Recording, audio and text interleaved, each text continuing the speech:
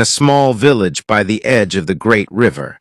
A boy was born. His name was Obioma. He was weak in body, slow to speak, and often gazed into the air as though he heard voices the rest could not. His parents were poor, and the people whispered, "This one will amount to nothing. He is a waste of yam, a curse to the family."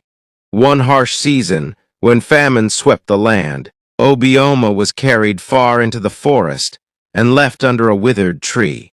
His cries faded into the night, and the people thought he was gone forever. But fate is not in the hands of men. A wandering old man, a teacher from distant lands, found the abandoned child. He lifted him from the dust and said, "What the world rejects, the Creator often chooses. Come, child, you will walk with me." The old man raised Obioma with patience. He taught him letters, numbers, and the ways of leadership. Though slow at first, the boy's mind blossomed like a hidden seed watered by kindness. By the time he became a man, his words carried wisdom. His thoughts were sharp, and his heart burned with a vision for his people. Years passed, kingdoms rose and fell, and soon the land was restless, crying for a leader.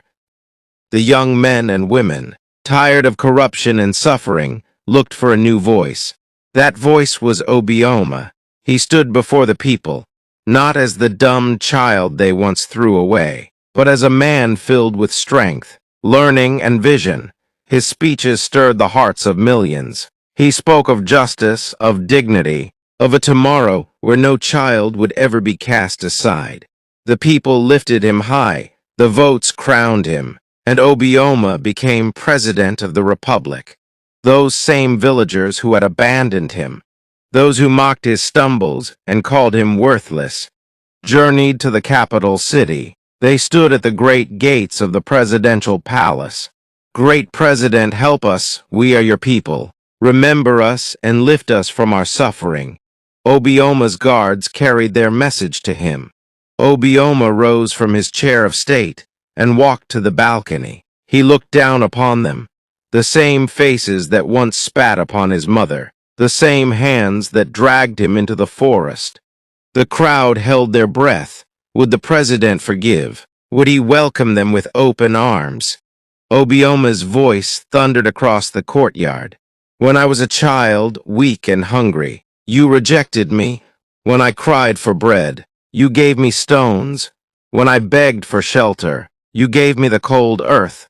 Today you stand before me, not in love but in desperation. But know this, your cruelty made me strong. Your rejection became my teacher. Yet your hands are stained with the memory of what you did." He paused, his eyes grew stern. "I shall not open my gates to you, the same way you turned me away. I now turn you away. Go back to the dust from which you came. My kingdom has no place for hearts that knew only rejection." The guards closed the gates. The villagers cried out, beating their chests, but their voices were swallowed by the city's noise. From that day forward, they were never received in the land again. And so the dumb child became a president, and those who cast him away were themselves cast away forever. Obioma ruled with strength and justice, but the lesson remained carved into the hearts of all who heard his story. Be careful whom you reject today, for tomorrow they may sit upon the throne you bow before.